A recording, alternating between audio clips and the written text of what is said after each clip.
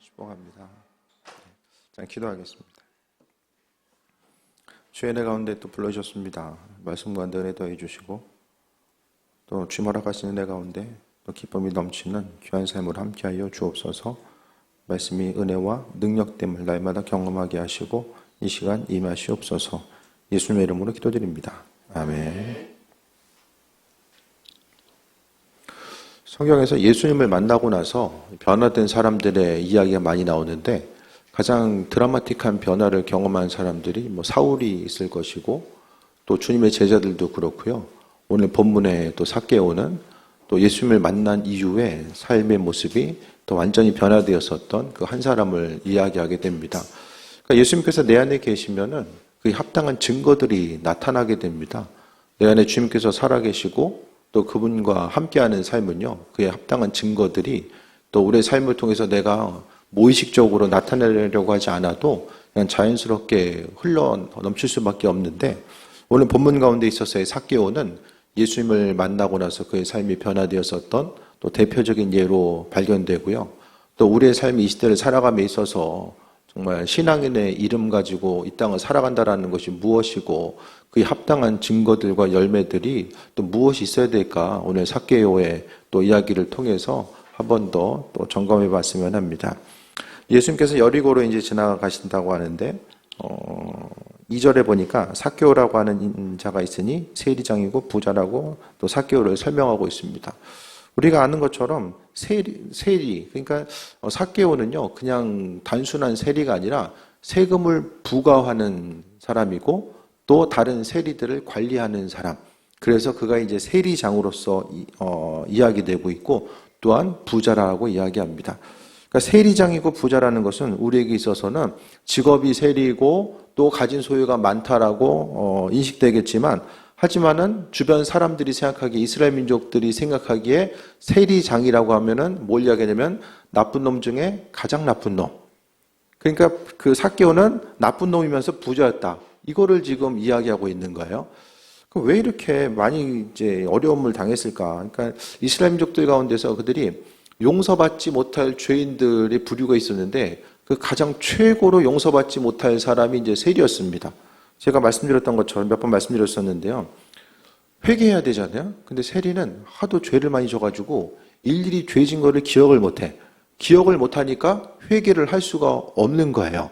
그래서 전혀 용서받을 가능성이 없는 대표적인 부류가 세리였고 또 집안에 세리가 있다는 것은 불명예의 상징이고 또 세리와 나중에 말씀드리겠지만 함께한다라는 거, 대화하고 어쩔 수 없는 세금 문제 때문에 대화를 해야 되는 부분이 있었겠지만은 세리와 어떤 인적인 네트워크를 가지고 삶을 산다는 것은 이제 세리와 같은 부류로서 취급받을 수밖에 없는 상황.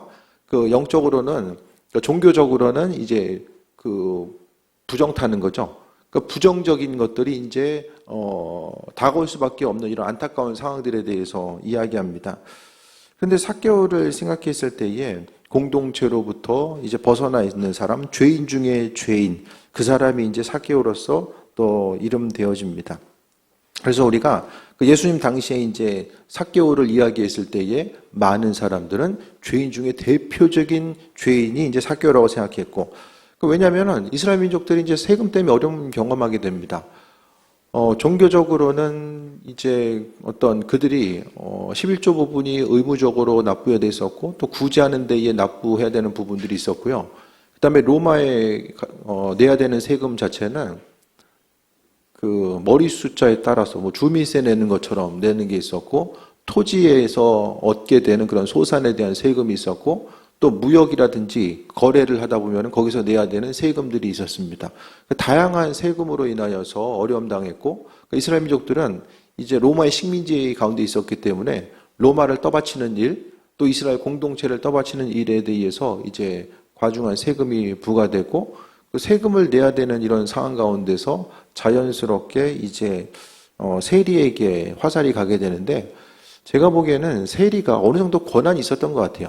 세금을 조금 이제 많이 걷고 덜 걷고에 어느 정도의 그 기준이 있었겠지만은 그 많이 걷고 덜 걷고의 어떤 그 부과할 수 있는 그런 그 자율성 자체를 이 세리가 가지고 있었던 것 같습니다. 그러니까 학자들은 뭐라고 이야기하냐면은 총액이 정해져 있었다라는 거예요. 그러니까 그 삭개오가 부담해야 되는, 그러니까 거둬야 되는 지역에 있어서의 세금의 총량이 거둬 있었던 거죠. 그러니까 매년 예를 들어서 농사가 잘 되면 뭐 많이 거두고 많이 세금을 내고 덜 되면은 뭐 덜 내고, 이 개념보다는 어느 정도의 이제 로마에서 이 정도는 1년에 거둬야 돼, 이걸 주면은 이제 세리들이 이제 모여가지고 회의를 했겠죠. 이렇게 거두자. 그러니까 생각보다 세리가 가지고 있었던 권한 자체가 컸었고, 세리장이었었던 이 삭개오도 마찬가지였을 것입니다.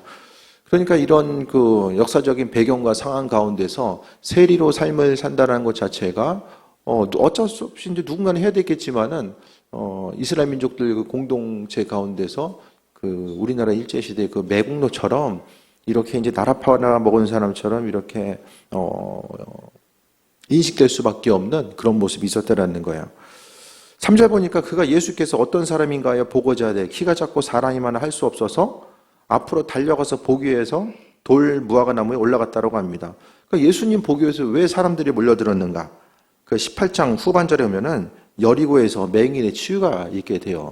예수님께서 이 구걸하고 있는 눈 못 보는 이 사람에 대해서 치유하시고 또 그의 눈을 뜨게 하신 사건이 이제 18장 35절부터 나타나게 됩니다.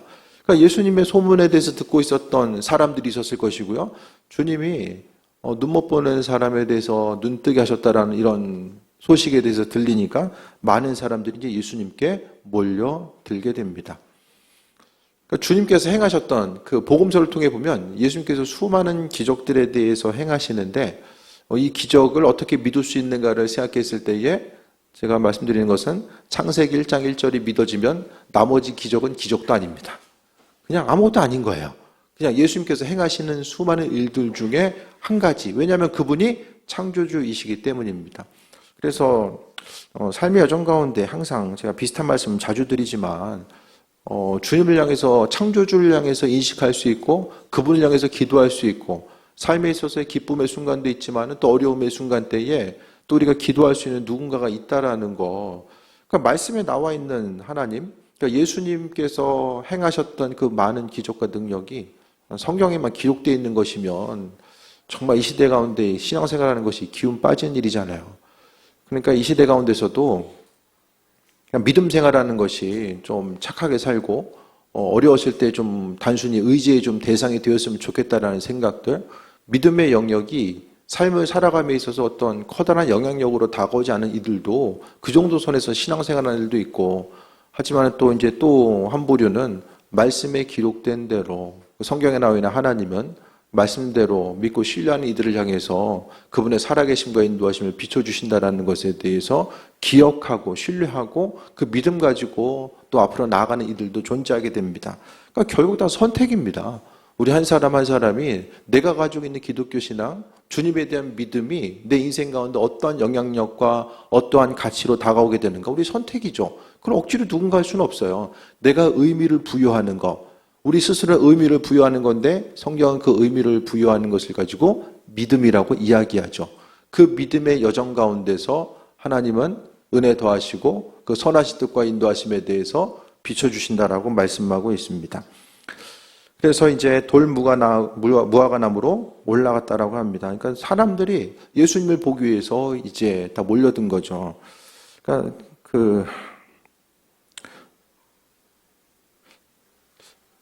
키가 얼마나 작았는지는 모르지만은 나무에 올라가지 않으면은 볼 수 없는, 예수님을 볼 수 없는 이런 불리함을 분명히 이제 성경은 이야기하고 있고요.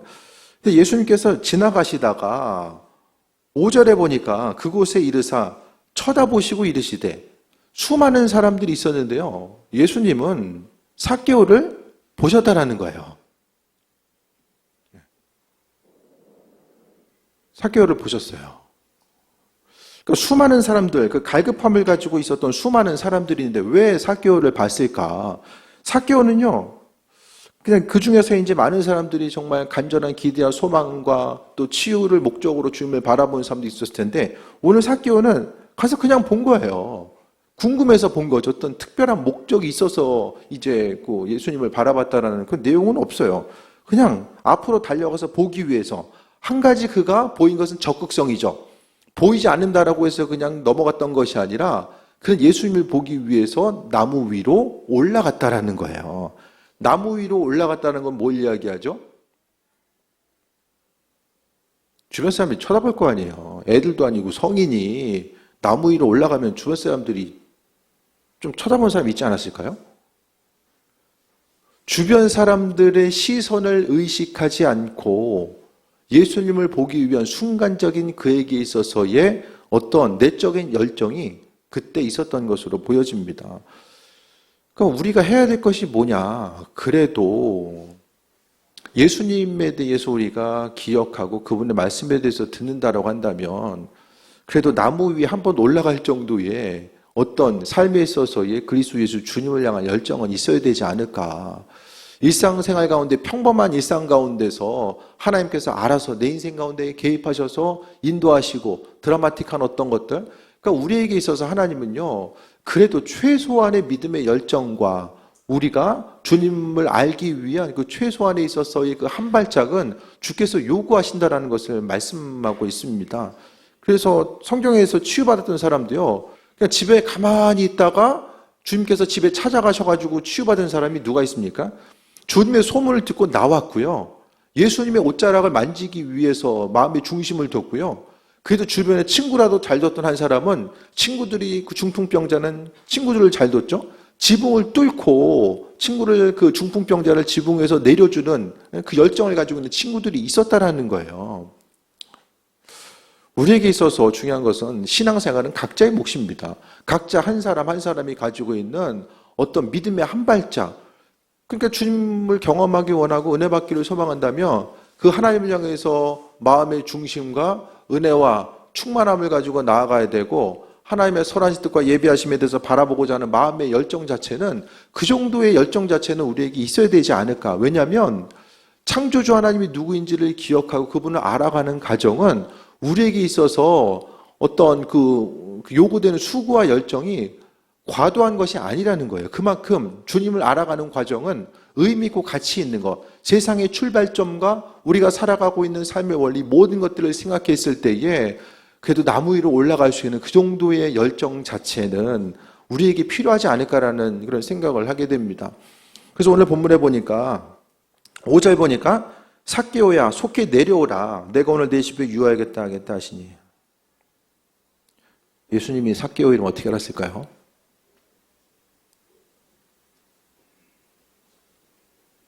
어떻게 알죠? 예수님이?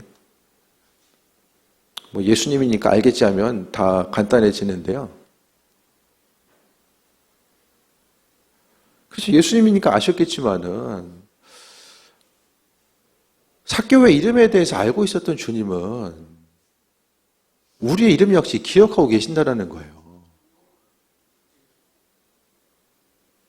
내가 얼마나 믿음의 열정이 있든 없든지 간에 그리스도 예수 주님을 향한 그 사랑과 그분을 향한 관심, 이 모든 것들을 생각했을 때에 그분은 우리의 이름을 알고 계신다는 거예요.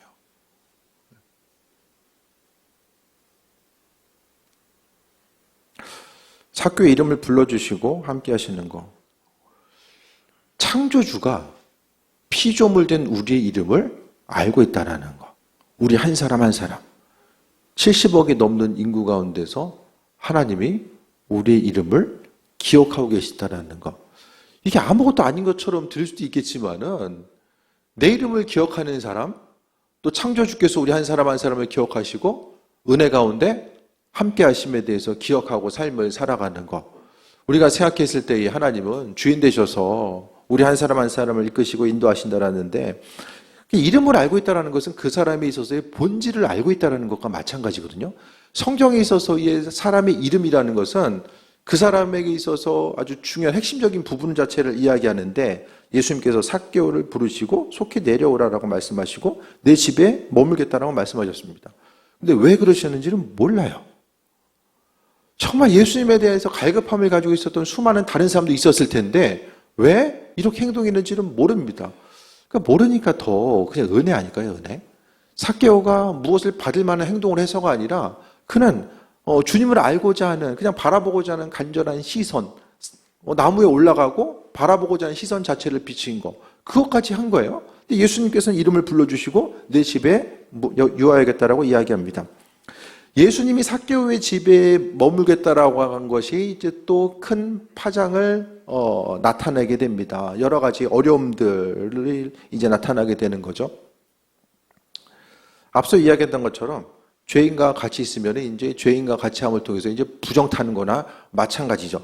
그러니까 예수님은요, 주변 사람들의 생각과 시선에 대해서 아랑곳하지 아니하고 그 예수님께서 행하셨던 것, 그분께서 말씀하신 것이 10절에 보면은 인자가 온 것은 잃어버린 자를 찾아 구원하러 오셨다라고 말씀하고 있잖아요. 주님께서 오심 자체는요, 잃어버린 자, 그리스도 예수 주님을 모르는 자, 그로 인해서 영원한 사망에 이를 수밖에 없는 그들을 구원하기 위해서 오셨다라는 거예요. 예수님이 죄인의 집에 거한다라는 것이 무슨 의미인가? 그러니까 예수님이 삭개오의 집에 있다라는 것이 유대인들에게 있어서 상당히 불편함의 요소로 다가왔을 것입니다. 나랑 친한 사람이 있는데 나랑 원수같이 온 사람하고 또 친해. 이 삼각이 친해. 이럴 수가 없는 거죠.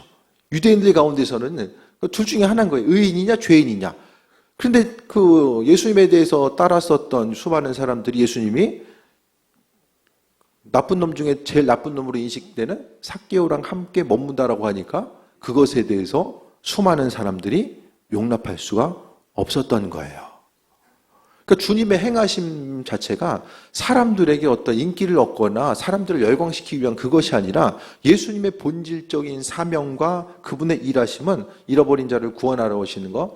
그러니까 주님은요, 주님 주변에 있었던 사람들, 물론 높은 위치에 있었던 사람들도 일부 보여지긴 해요. 하지만 성경에 있어서의 그 주님과 대화했던 사람들은요, 이 세리나 또 창녀들, 또, 그 당시 이제 소외받았었던 수많은 사람들, 손가락질 받았던 그들과 함께 했음을 또 성경은 이야기하고 있는데, 근데 교회가 이제 제도화되고 또, 함께 이제 조직화돼서 모이다 보니까 교회는 오히려 소외당한 사람이 문턱을 넘기 힘든 곳이 된 거죠. 그러니까 교회에 있어서의 본질의 모습을 생각했을 때에 예수님께서 성경을 통해서 행하셨던 일들, 또 주님께서 원하시는 그 가르침들을 생각했을 때에 우리가 머물러야 되는 이런 그 시선들, 우리 시선이 어디에 머물러야 되는가, 이런 부분들도 다시 한번 좀 돌아볼 수 있어야만 합니다. 급히 데려와 질구하면서 영접합니다. 삭개오는 정신이 없었어요. 수많은 사람들이 무시하는 그를 알고 있었겠죠. 근데 많은 사람들이 열광이 있었던 예수님이요, 갑자기 너네 집에 그냥 아는 척 하거나 시선만 마주친 것이 아니라 나 너네 집에 거해야겠어. 밥 먹는 것도 수치스럽게 여겼습니다. 함께 밥 먹는 거, 대화하거나 밥 먹는 거. 그래서 유대인들은 아무랑 밥 안 먹잖아요. 지금도 이 정통 유대인들 보면은 이제 그 코샤마코라고 하는 그 율법에 근거해서 먹을 수 있는 식재료, 먹을 수 있는 음식이 이제 정해져 있거든요. 먹는 것에 있어서 상당히 민감합니다. 왜냐하면 먹는 것 때문에 이제 부정이 될 수 있다고 생각했기 때문에. 급히 내려와서 즐거워서 삭개오는 영접하고요. 사람들은 보고 수군거리려되 저가 죄인의 집에 유하려 들어갔다도 하더라. 많은 사람들은 예수님이 삭개오와 함께하는 것에 대해서 이해할 수 없었던 거죠. 이해하거나 용납할 수 없었던 이런 상황들 자체를 또 말씀하고 있습니다. 8절에 봅니다.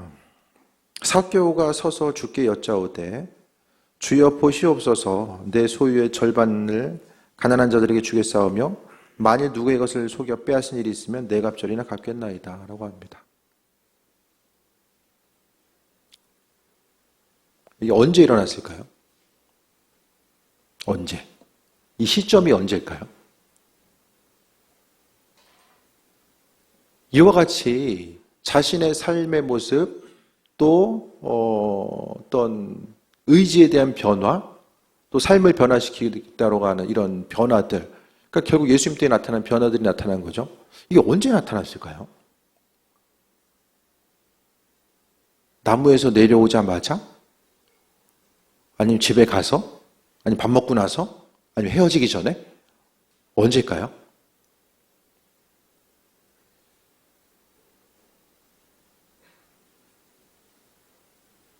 좀 궁금하지 않으세요? 나만 궁금한가요? 언제일까요, 이게? 정확한 정보를 주진 않고 있어요. 그래서 유추해 봤을 때에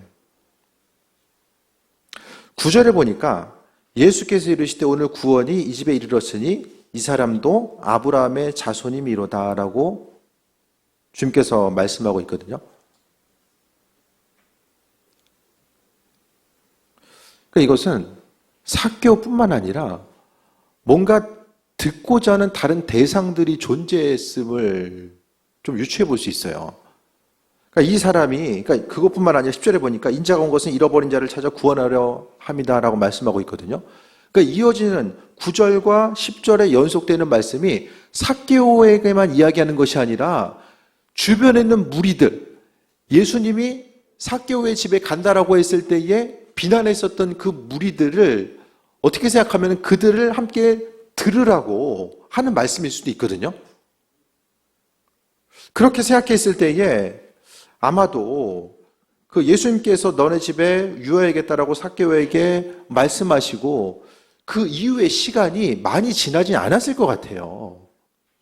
그러니까 주님을 만난 이후에 가장 극적이고 드라마틱한 변화가 오늘 본문 가운데 나타나게 됩니다. 그래서 우리가 생각했을 때에 소유의 절반을 가난한 자에게 주겠사오며 보통 이스라엘 민족들이 이제 내가 이제 내 소유를 가난한 사람들에게 나눠주겠다라고 했을 때에 한 20% 정도 나눠주면은 존경받을 만한 사람으로 인식된 거예요. 20% 넘어가면 야, 저 사람 좀 오버하는 거 아니야? 이렇게 이제 인식되는 거죠. 그러면서 만일 누구의 것을 빼앗아 속여 빼앗은 일이 있으면 네 갑절이나 갚겠다라고 이야기합니다. 그러면은 속여 빼앗은 적이 있는 거예요.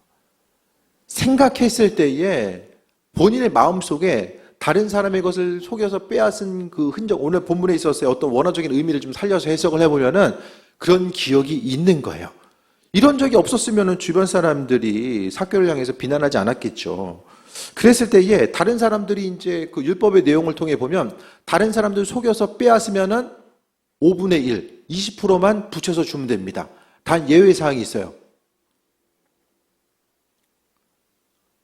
소나 양을 훔치다 걸리면은 4배 배상해야 돼요.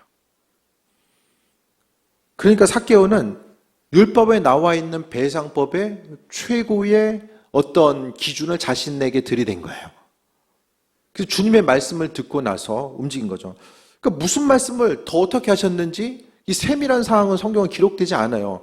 근데 오늘 본문에 있는 것만 그대로 생각했을 때에 평생의 삶을 통해서 어떻게 생각하면은 이제 삭개오가 세리가 왜 됐을까요? 심지어 세리장이 왜 됐을까요? 욕 먹는 거 알면서 회당에도 못 가요. 예배 드려도 못 가고요. 회당에도 못 가요. 삭개오는 유대인이거든요.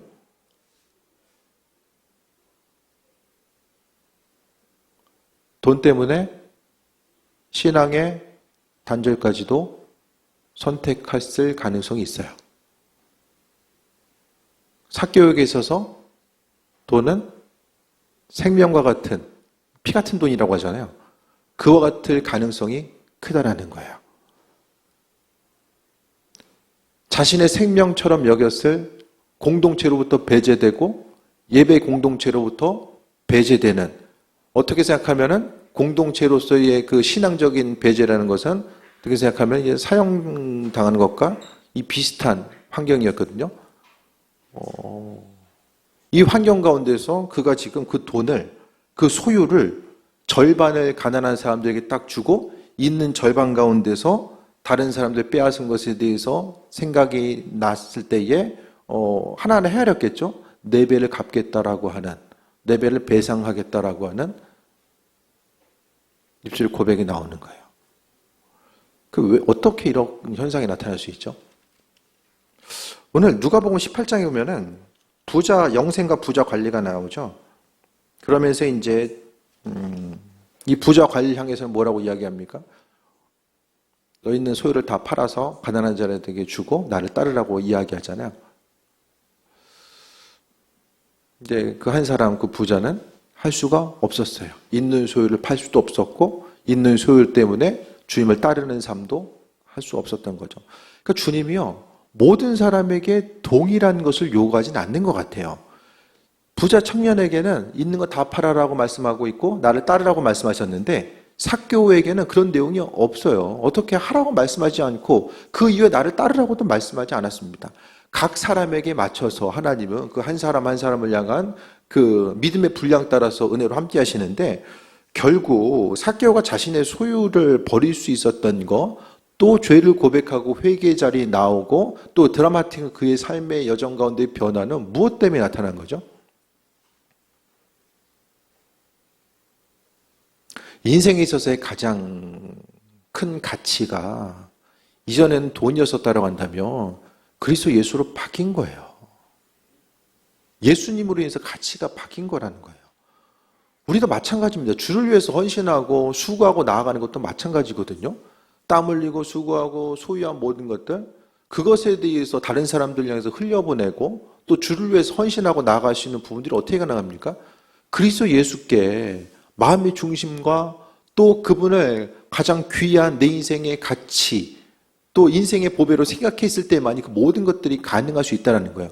그러니까 우리가 재정을 흘려보내는 것, 세상 가운데도 마찬가지잖아요. 물건을 산다는 것은 그 물건의 그 가치 자체를 내가 지금 가지고 있는 소유보다 더 귀하게 여기니까 이제 소유할 수 있는 거잖아요. 오늘 본문 가운데 삭개오는요, 주님의 말씀을 듣고 나서 즉시 반응하고 움직입니다. 그만큼 예수님의 말씀과 파급력, 그러니까 주님께서 뭘 하신 것보다는 삭개오의 이름을 알고 계셨어요. 그럼 삭개오도 놀라지 않았을까요? 누가 얘기해 준 것도 아니고 삭개오의 이름을 불러준 거, 예수님이 하시는 건요, 이름 불러준 것하고요, 그 집에 거하겠다라고 말씀하시는 것, 이거 두 가지거든요. 다른 게 없어요. 그러니까 삭개오에게 있어서의 드라마틱한 변화는 예수님께서 내 이름을 알고 있다라는 거, 알고 있을 뿐만 아니라 나를 지나치지 않았다라는 그것 때문에 그의 삶의 변화가 나타납니다. 우리 삶에 있어서의 마찬가지죠. 삶에 있어서 변화. 주님께서 우리 한 사람 한 사람에게 은혜의 말씀을 하시고 함께 하시는 것. 계속해서 주님이 누구인지 여러 가지 또 환경을 통해서 주님을 말씀하시고 또 말씀하시는데 그 말씀 앞에 있어서의 우리의 반응이 어떠한가. 내 생각과 관점, 또 내가 중요하다고 여기는 것, 내 가치관과 내 삶의 의미, 이 모든 것들을 생각했을 때에 주님이 정말 내 인생 가운데 가장 소중한 가치이고 그분께서 누구인가를 돌아봤을 때에 우리가 신앙생활 한다는 거, 제가 자주 말씀드리지만 믿음 생활은 주인이 바뀐 것과 마찬가지라고 말씀드리잖아요. 예수님께서 주인 되시고 생명 되심을 고백했을 때에 내 육신의 소유의 문제가 중요한 문제가 아니게 된다는 거예요. 그토록 생명처럼 여겼었던 자신의 소유를 먼저 이야기하는 것. 그러니까 삭개오는요, 다른 것도 있을 거예요. 뭐 내가 이것도 하겠습니다, 저것도 하겠습니다, 있을 수 있을 텐데, 삭개오에게 있어서의, 자신에게 있어서의 그 약점, 부담감, 마음의 짐, 하나님 보시기에 합하지 않은 것이 약점이 뭔지를 알고 있었다라는 거예요. 믿음 생활하면서요, 각자 약점이 뭔지를 알아요. 관계에 약한 사람이 있고요, 돈에 약한 사람이 있고, 어떤 감정적인 부분에 약점이 있는 사람이 있을 수도 있고, 또 육신의 건강에 약점이 있는 사람도 분명히 있을 거예요. 삭개오는 그가 이제 예수님을 만난 이후에 자신의 삶이 어떻게 변화되어야 되는지를 스스로 알고 있었다라는 거죠. 이게 바로 우리에게 주어진 또 신앙 양심이죠. 문제는 주님께서 마음을 계속해서 두드리고 또 두드리실 때에 귀를 닫고 있는가, 아니면은 주님께서 내 이름을 기억하고 계시다는 그거 한 가지, 창조주 하나님께서, 온 땅을 창조하신 창조주께서 수많은 사람들 가운데 내 이름을 알고 계시고 나에게 관심을 기울이고 계신다라는 것. 그래서 기도 제목도요, 응답되는 것이, 기도 제목이 응답이 되든 안 되든 우린 살고 또 죽어요.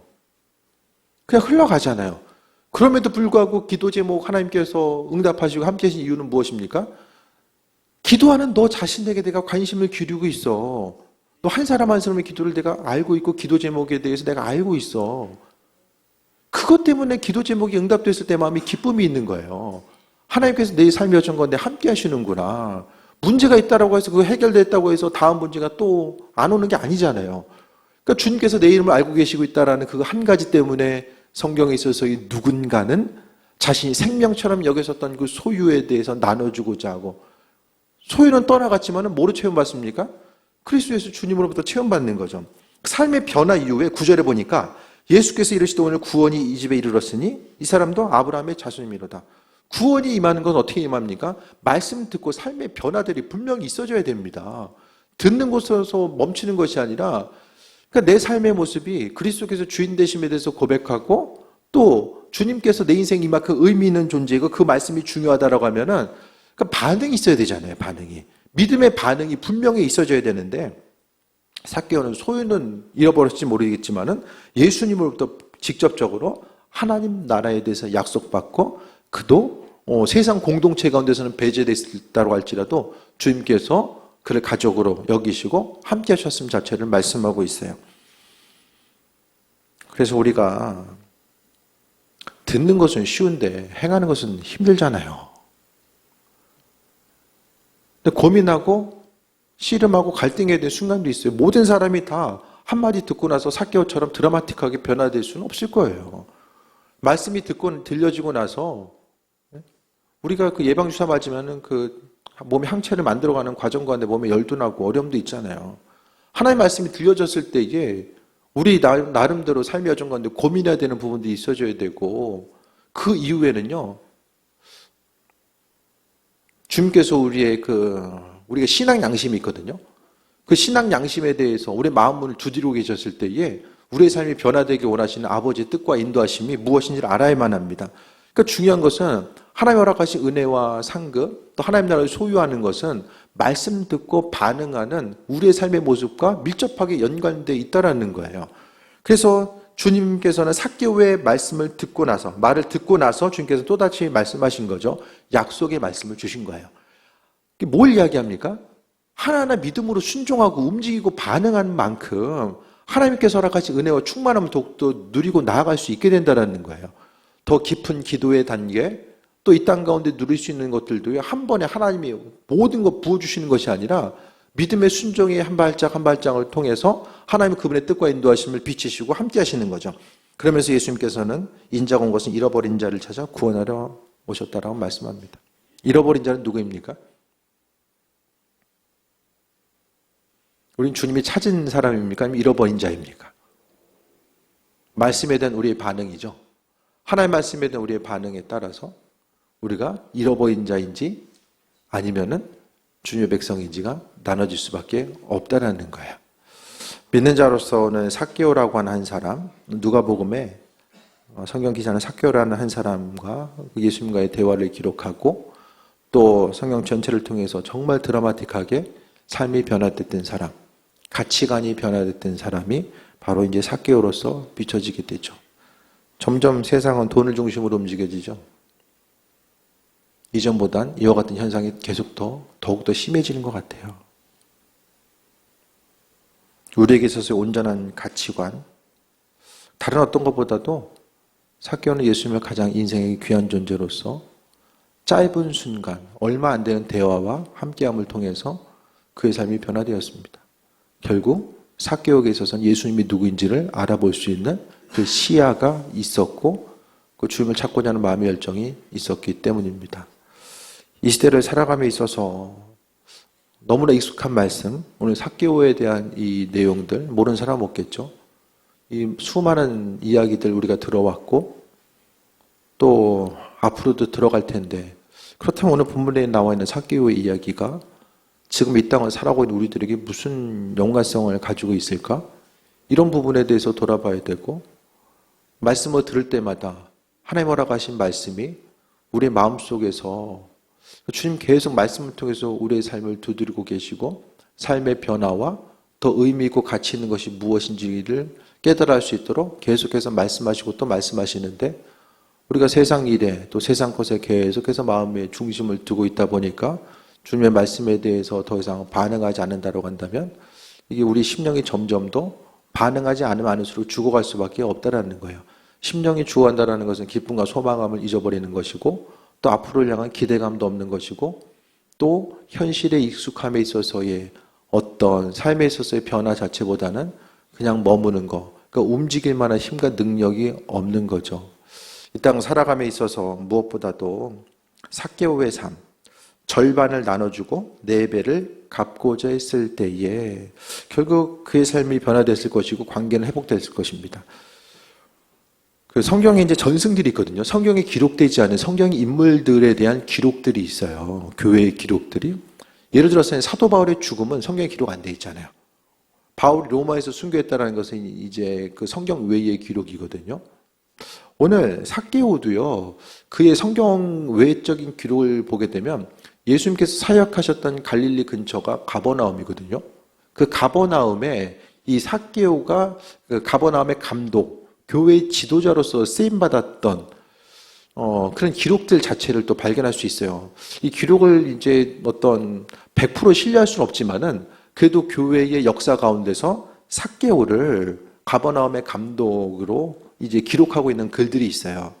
이런 걸 생각했을 때에 주님을 만나고 전적인 삶의 변화, 그도 주님 만나서 이제 이후의 삶의 모습이 내적인 갈등도 고민도 분명히 있을 거예요. 하지만 우리가 삶을 살아가는 동안에 무엇보다도 주님 만난 기쁨과 감격의 모습이 있고 또 그것을 통해서 세상 어둠과 고난과 또 아픔이 우리 인생 가운데 다가온다라고 할지라도 그것 때문에 넘어지는 것이 아니라 주님 만난 감격이 우리 심령 가운데 있어서 그 뜻 가운데 승리하고 기쁨과 소망 가운데 나아가며 우리의 삶의 여정 가운데 말씀 듣고 변화되어야 될 부분이 뭐가 있을까? 하나님 말씀 가운데 우리가 계속해서 반응해야 될 부분이 뭐가 있을까? 다시 한번 돌아보고 승리하는 또 귀한 삶 되시기를 축원드립니다. 이 땅